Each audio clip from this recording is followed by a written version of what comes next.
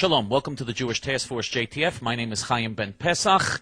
On this program we're going to be talking about how the heroic Serb Christians are resisting the attempt by the Albanian Muslim terrorists and their allies in the world community to create an independent Muslim terrorist state in Kosovo, and how this should set an example for all of us, and how we have to back up the heroic Serb Christians now as they're resisting. We have to support the Serb Christian resistance to this evil plan, and why it's so important to all of us. But before we do that, these are the evening times we're on the air for QPTV viewers. These are the daytimes we're on the air for QPTV viewers. This is our great forum that we urge everybody to join.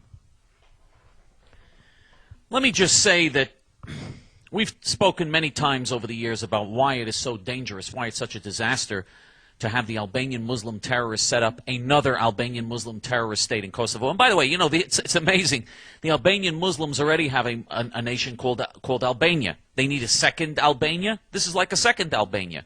I mean, this is just the most evil, immoral, outrageous land grab imaginable. They're just stealing Serb territory. It's just outright stealing of Serb territory. It's an obscenity.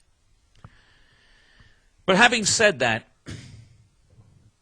the heroic Serb Christians are resisting and doing what they can to try to stop and fight this, because disgracefully the United States government, that imbecile George Bush and the United States government disgracefully have recognized this independent Muslim terrorist state in Kosovo, which is a mortal danger not only to the survival of Serbia, it's a mortal danger to the survival of Greece and Hungary, Romania, and all of Europe, because this Muslim cancer is spreading all over Europe.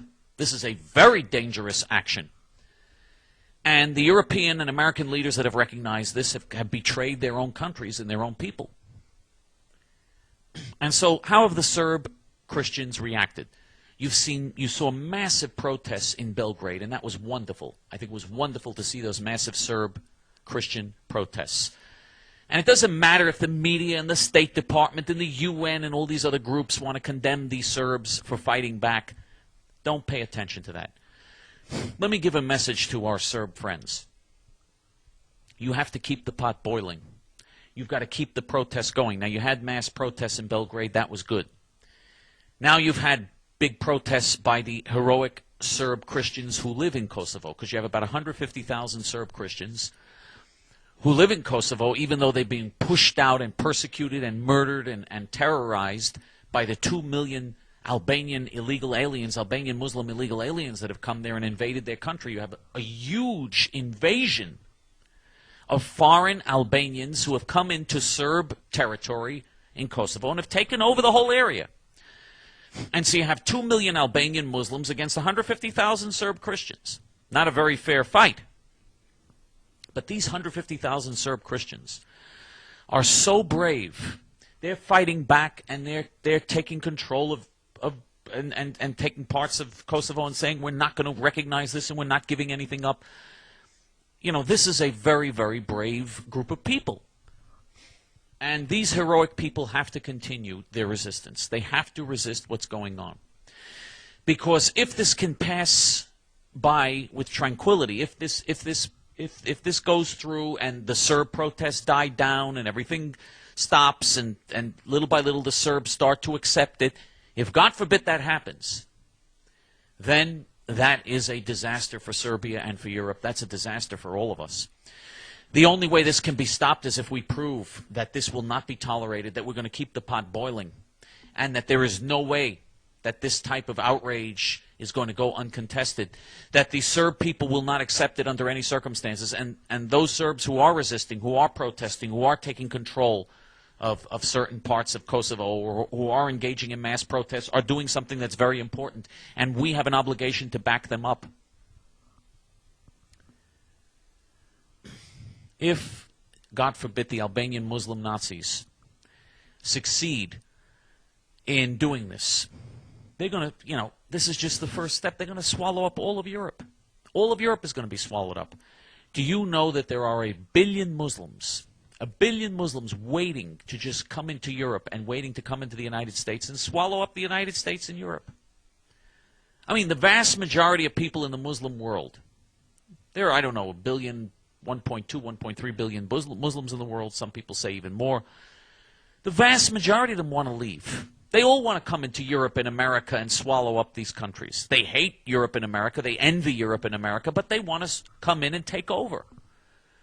Because Europeans and Americans have built advanced modern societies that they could never build. Even with all their oil money, they could never build a modern society. Everything, all the modern things that have been built in Saudi Arabia, Kuwait, and elsewhere have been built by infidels, have been built by Christians who came in, and unfortunately they shouldn't be doing it. They're traitors, by the way, to work for the Muslim sheiks in Saudi Arabia and other countries.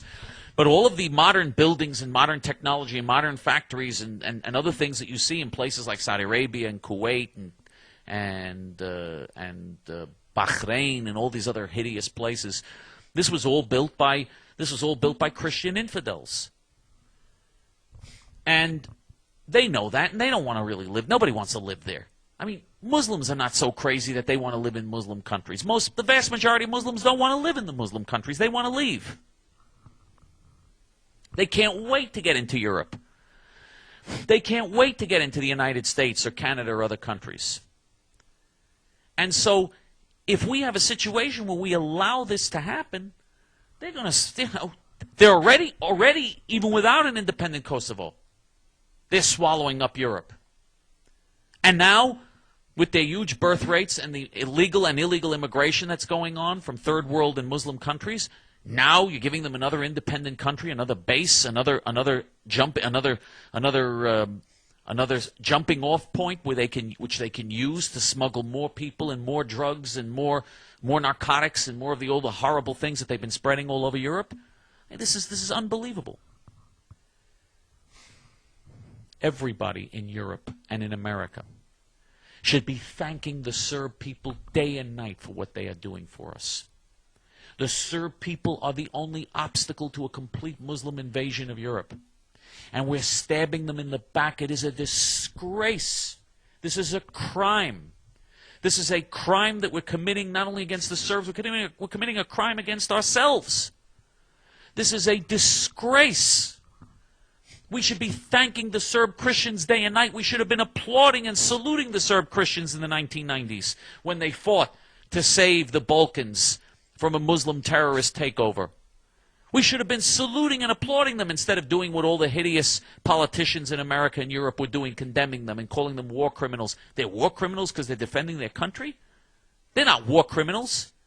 The American and European animals who went and bombed them were the war criminals. To bomb the Serbs and fight the Serbs when they're fighting just to protect their homeland against Muslim terrorist invaders and illegal aliens. The people who bomb them are the war criminals. The people who are against them are the war criminals. The news media pigs who condemn these heroic Serbs, they are the war criminals.